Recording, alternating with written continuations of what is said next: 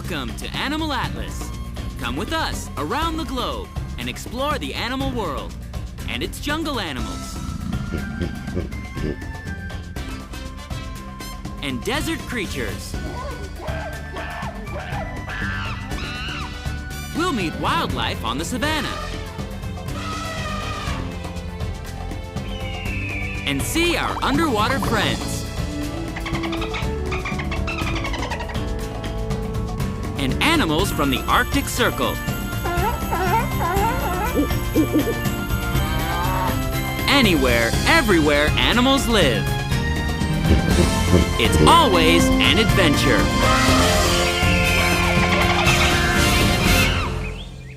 Today on Animal Atlas, we're celebrating wings.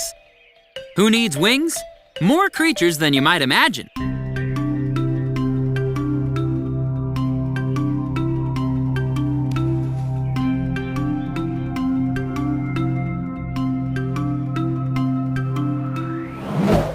No, indeed. Birds aren't the only animals with wings.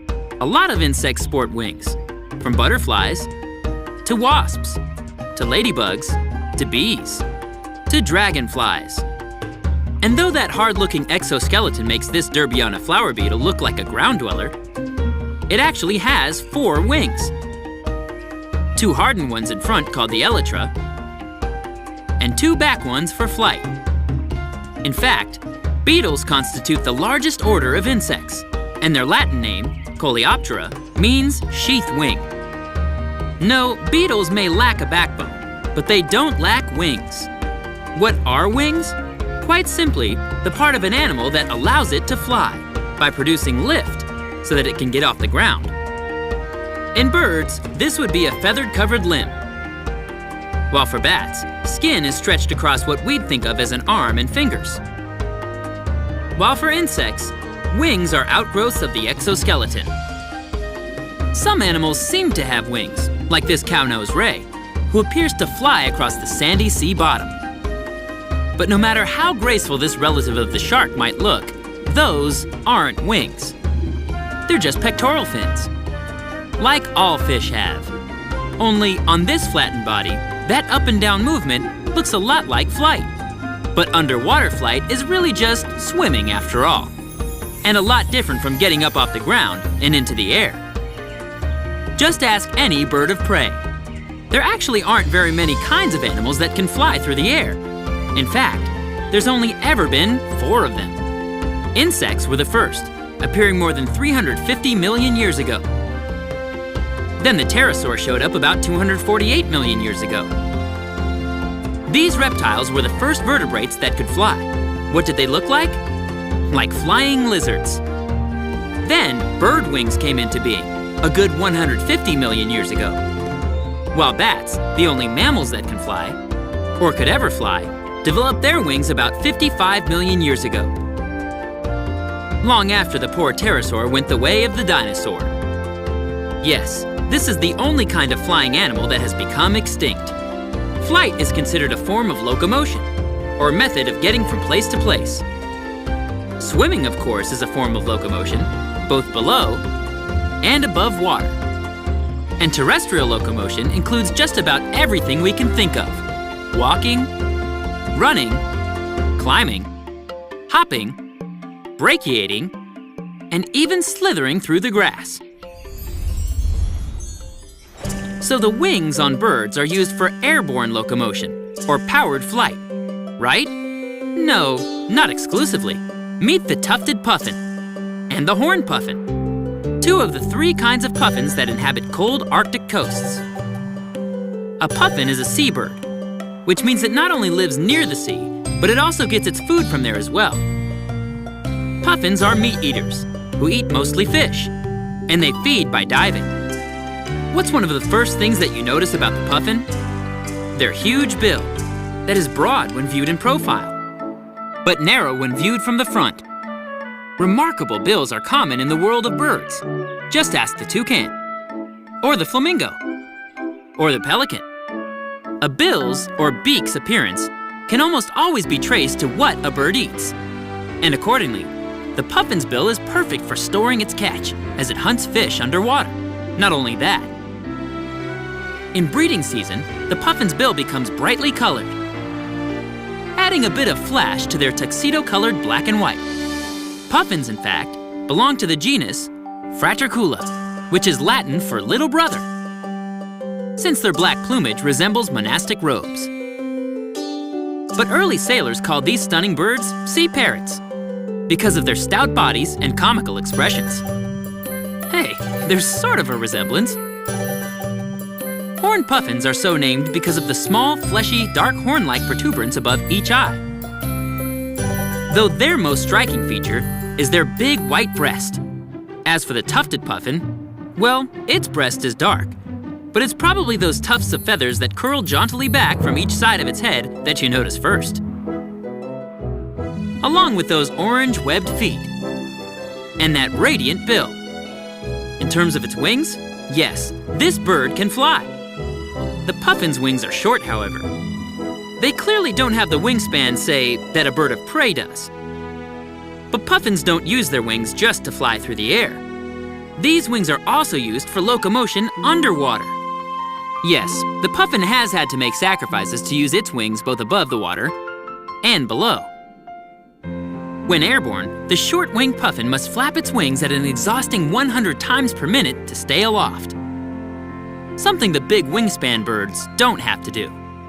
But then, of course, no eagle can claim webbed feet either. When we come back to Animal Atlas, we'll take a closer look at wings. But first, let's see if you can guess this animal fact. Birds preen their feathers to A. Groom them. B. Repair them. C. Waterproof them. Or D. All of the above.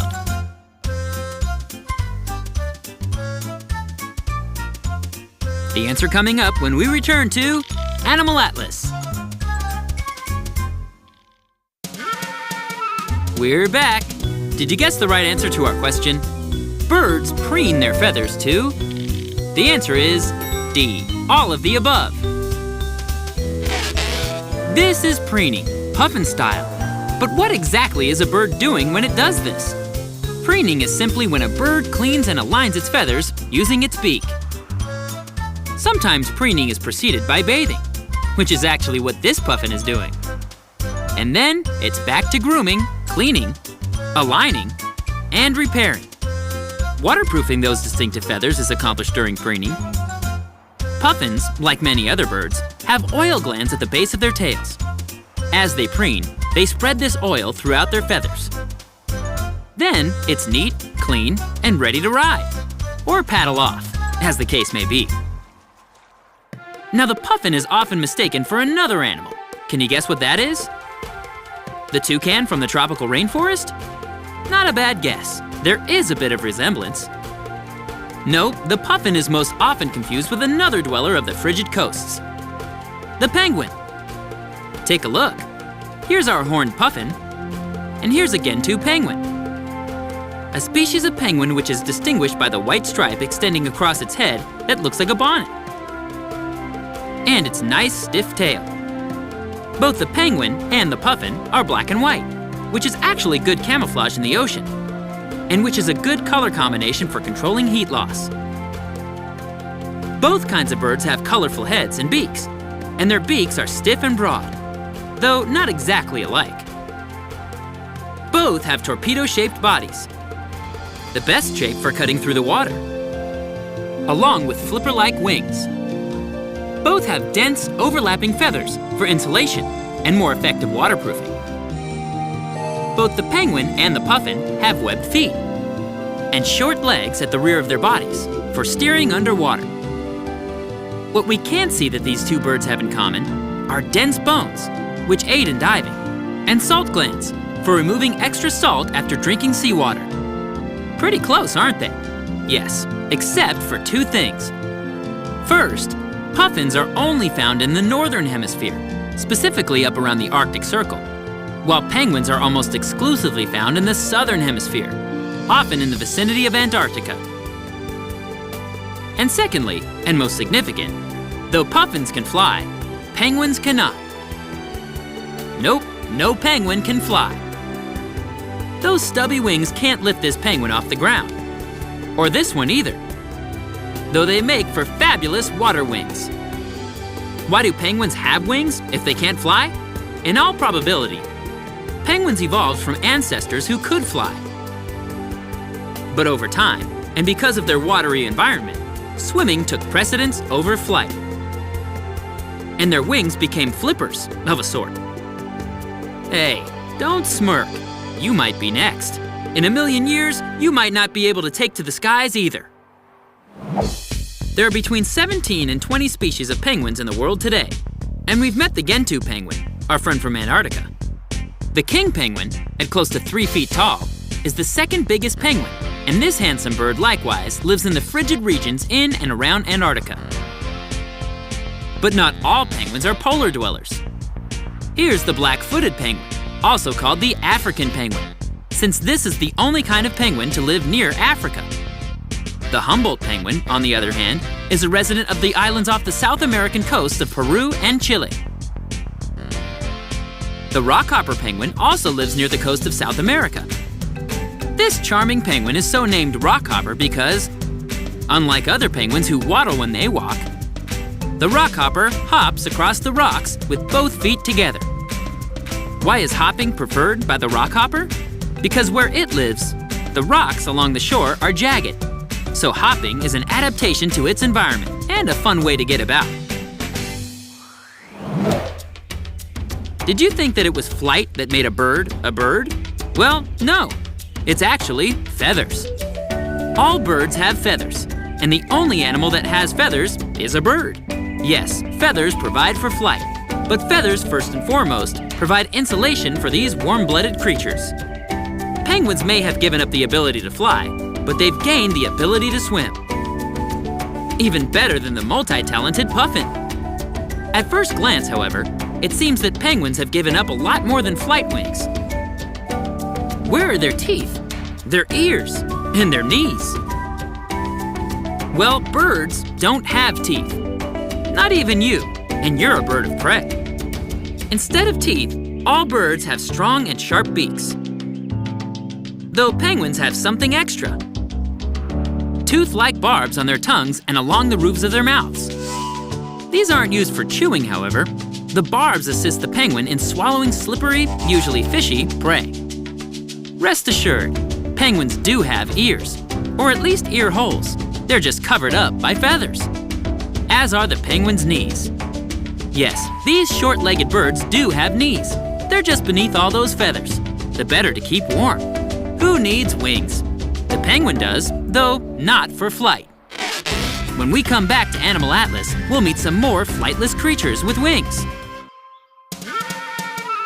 But first, let's see if you can guess this next animal fact. Besides the penguin, what other birds can't fly? A, the ostrich. B, the emu. C, the cassowary. Or D, all of the above. Don't go away. The answer coming up right after this on Animal Atlas.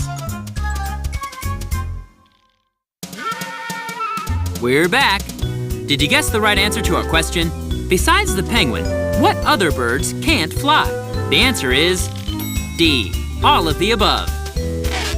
Yes, besides the penguin, there are actually quite a number of birds that can't fly. About 40 species, in fact. Including some well-known birds, like the ostrich, from the savannas of Central and Southern Africa. And the emu, from the grassy plains and open forests of Australia. The resemblance between our two big birds is obvious. But what can these flightless birds, the ostrich, the emu, and the penguin, possibly have in common? These short-legged, web-foot, fish-eating birds from the cold waters in the environs of Antarctica? And these long-legged, feathered giants from the open grasslands of two separate continents? Well, just like the penguins, the emu and the ostrich most likely evolved from ancestors who could fly. Probably as well as our owl here. Flight, as we envious humans acknowledge, would be a fabulous thing to be able to do. But while birds who can fly clearly seem to enjoy taking to the air, Flight actually serves two main purposes.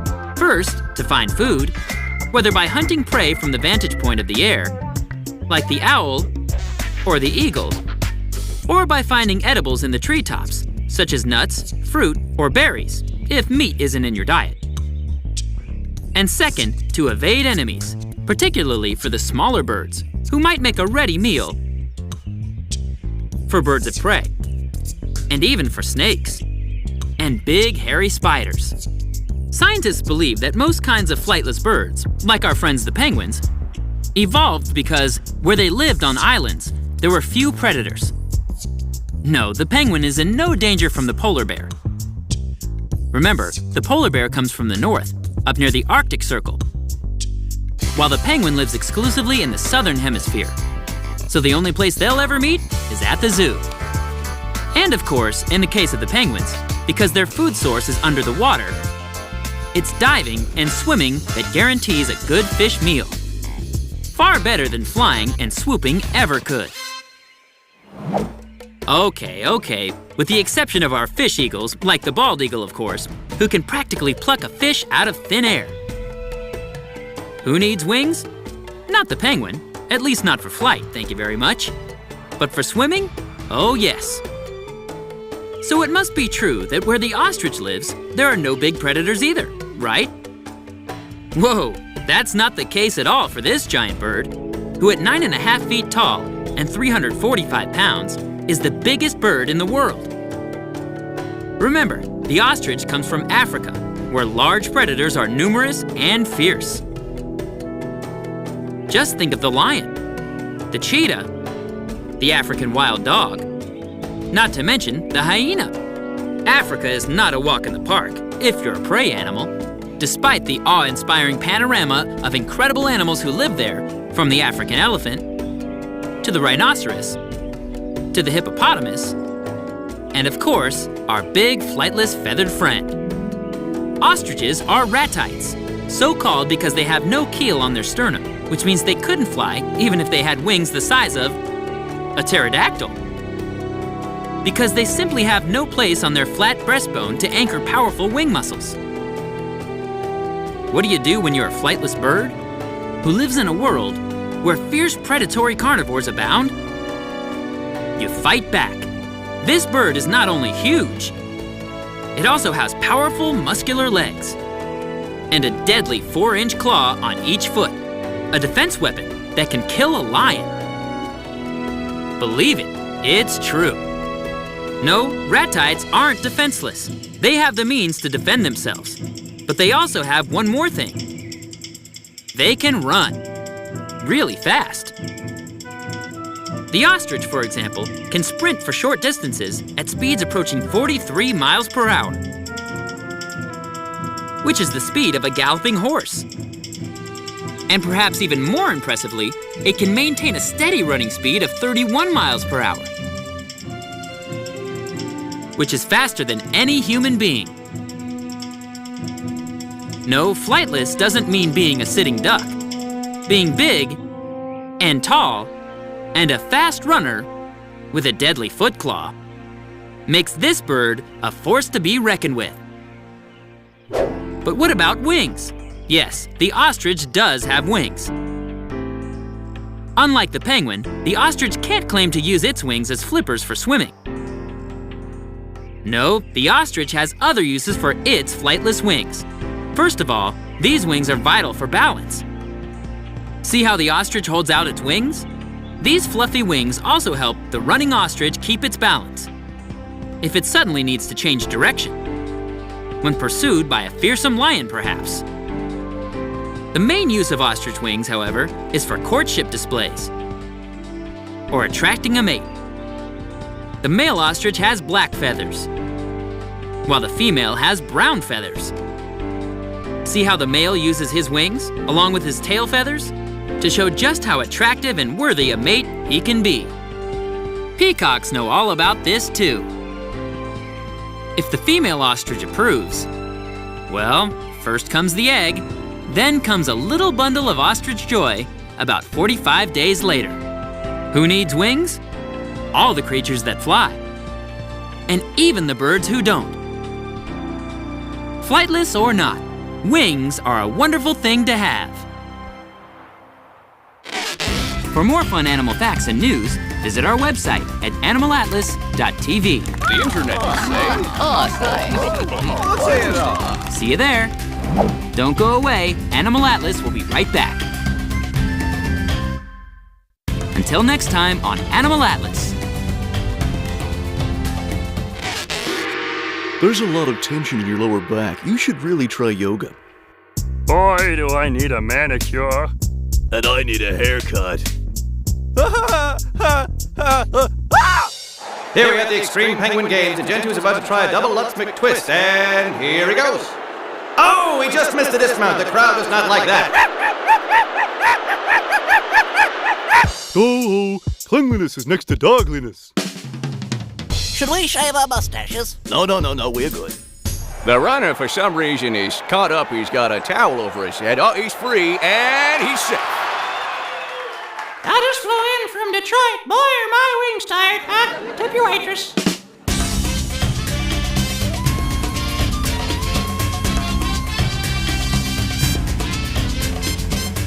Once again, we've traveled the globe from North and South America to Africa and Asia to Australia and every fascinating place in between. We've met all kinds of incredible animals and learned some important facts about their ability to survive and flourish on our planet. And with our help, we'll make sure they're around for a long time to come. Join us next week for another amazing adventure on Animal Atlas.